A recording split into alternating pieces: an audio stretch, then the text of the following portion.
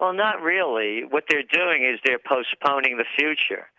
And what they've done is they're agreeing, ostensibly, that they're going to allow the debt ceiling to rise, and that will forestall a default on government debt. But they're really not solving the problem. And what's important for everyone to understand that's listening is that this has been going on now into its third year. If you go back to 2011, for example, 2010, they were talking about going over the fiscal cliff. And then, of course, that went on until Standard & Poor's downgraded U.S. creditworthiness back in April of 2011. And then in 2011, they postponed it for now. And now has arrived, and now they're postponing it again. So it's more of the ineptness of the Congress and the presidency to do something substantial to solve the huge debt problem that not only the United States has, but all those people that are holding United States treasuries and other instruments in the fear that they're not going to get back what they're owed. So how angry are Americans about this impasse between the Democrats and Republicans? What insight can you give us? What's the mood there in the general population? Disgust. And when you look at the polls, without listening to me, and you look at the polls, and only 10% of the people have any faith in Congress. And Obama's ratings are around 37%. So it's general, it's more of the same but worse.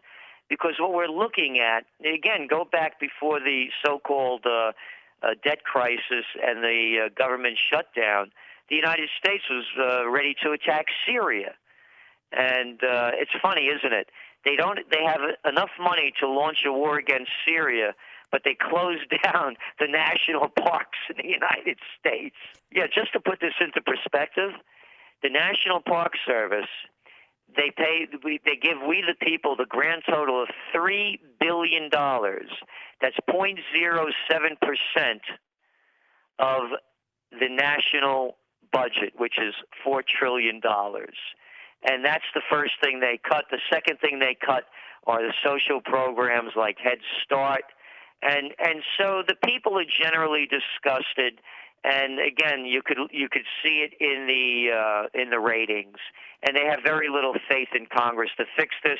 And then finally, on this whole issue, is that every election, every presidential and congressional and senatorial election, every one of the candidates promises that when I get elected, I'm going to balance the budget. So Obamacare really is at the centre of the shutdown. How badly is a universal healthcare system needed in the States? Tell us what goes on in Southwest Virginia each year, for instance. You've written about this in the latest edition of the TrendsJournal. Well, people they have no coverage at all. And matter of fact, up here in Colonial Kingston, where our headquarters are, they're having a festival this weekend. It's called the O Positive Festival. And what's happening is that doctors and dentists are giving free health care to musicians and artists because they don't have any.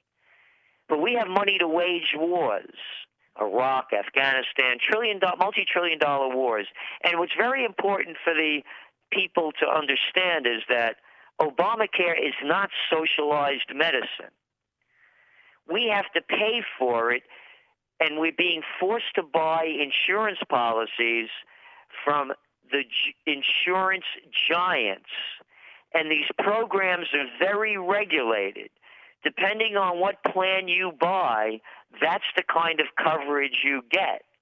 And they also have a cap whereby, let's say you're a single person and you're earning $25,000 a year, if your expenses go over a certain number, well, you're obligated to pay about $6,500 U.S. dollars to cover your costs. If a family of four, $12,500. So that's really a big chunk out of somebody's budget, particularly, and again, it's all tied together, that 95% of all of the jobs that have been created in the United States over the last year have been part-time jobs. So Obamacare is really hurting the people that need the help the most and can't afford it. We're still going to have tens of millions of people without health coverage, and doctors and other the dentists and other practitioners are doing the best they can in many different ways in trying to provide the people with nothing some kind of coverage. How would you describe the health of the global economy, Gerald? Interest rates, for instance. What do you think is going to happen with them? At some point, they're going to have to go up. And when interest rates go up, that's when you're going to start to see the real meltdown, not only in the U.S., but everywhere. I mean, every country virtually has been lowering interest rates, except, of course, the emerging nations, which have an outflow of funds now, and they have to protect their currency, so they're raising interest rates. But the rest of the countries are only keeping it alive by the low interest rates. In the United States, the banks are borrowing money at virtually 0%, the overnight rate. So when interest rates go up, the housing recovery that we have at the level that it is, even though it's tepid compared to the heat of its previous rise, that ends. The big sales in autos, for example, they have, like they did with housing, no income verification loans. That ends. When interest rates go up, the global economy goes down, and that's why you're seeing the pressure from the emerging markets with the fear of Fed tapering, which means that the Federal Reserve will stop buying mortgage-backed securities and stop buying U.S. Treasuries bonds. And so that means the hot money that was created from these low interests going into the emerging markets is now pulling out of those markets, and that's why you're seeing problems in India and Brazil and other nations that were relying on that hot money. Australia's not as impacted as the States, but unemployment is rising here and mining is slowly going down. What should countries with the means to do it do to improve their economy? As I see it, as a trend forecaster, they have to build their own local economy and stop relying so much on globalization. And I say that in all sincerity. It made in Australia, made in USA, made in Indonesia, made in anywhere, rather than keep importing cheap product. And look what's happened in the United States. You know, since NAFTA, we have lost so much of our manufacturing base that we're running each year these tremendous trade deficits, about $550 billion a year. And then you go back to the whole issue of the debt ceiling. But where's the debt coming from? The debt's coming from by your spending more than you're making. So it's really building local economies at a much stronger level. You know, Annie, they use the term globalization. It's not globalization as I see it. It's multinationalization. And that's what's really doing most of the damage. You have a few that are controlling the most. And until that changes, you're only again in the United States. We look at Walmart. You know, they've taken over the country. All the mom and pop businesses that used to be in business that have gone out of business from Walmarts are in the hundreds of thousands. So now, for every one of those families that used to have an entrepreneurial life, you know, now they're stocking shelves. Look at the data of kids coming out of college. We have kids coming out of college. The debt is $1 trillion, bigger than the consumer debt. And half of them aren't finding jobs. And the ones that are finding jobs that require a high school education.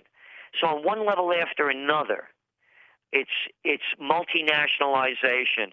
And until that changes, you know, I don't see it changing at all as far as restoring the domestic economies. This is ABC Sunshine Coast. My guest this morning is trends forecaster Gerald Celente. Gerald, I always look for the good news with you. You've got your finger on the pulse. Where are the growth opportunities? The big growth opportunities are anything to do with healthcare, and outside, of course, the traditional area, the whole health healing is going to continue to grow.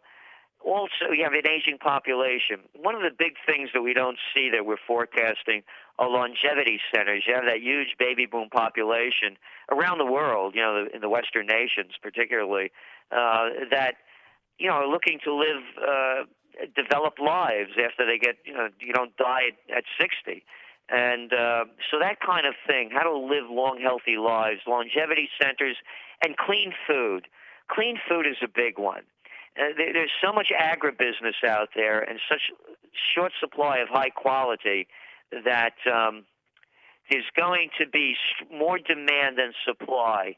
And you're going to see shortages, water shortages, food shortages, many shortages in many different areas.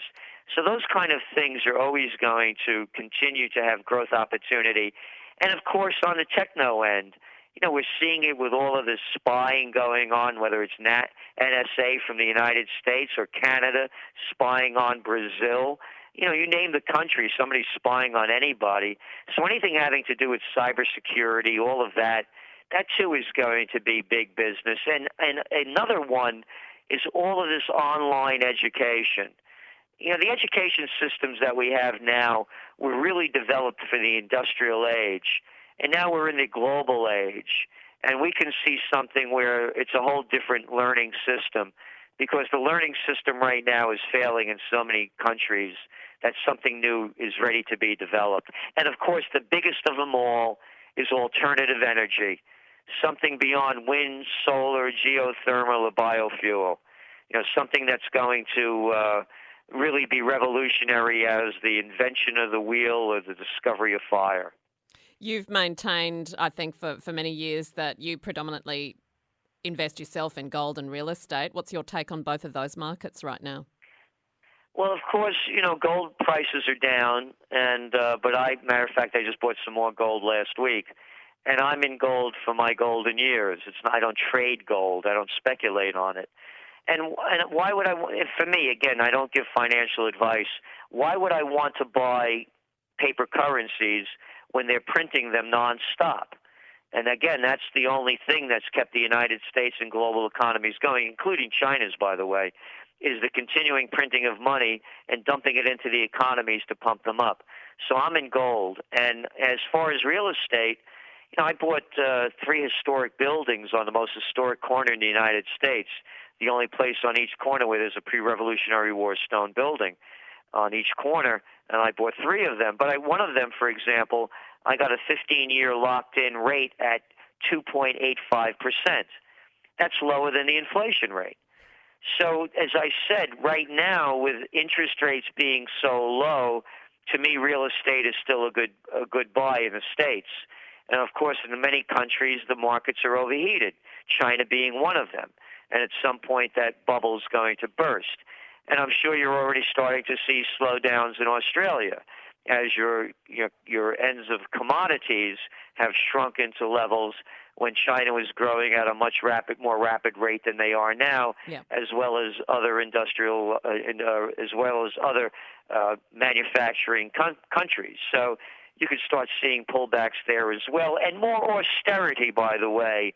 They're going to start selling that with your Abbott government as well, as the global economies slow down. When economies slow down, they hit the people the hardest to pay the most, what they call it VAT taxes, cutting back on so-called entitlements, or cutting back on government jobs. Well, right now the general population is watching with interest to see whether the politicians cut back on their own entitlements for travel and other areas of expenses that they get. But that's a whole other story. Gerald Celente, really great to speak with you as always. Thank you. Well, thank you, Annie.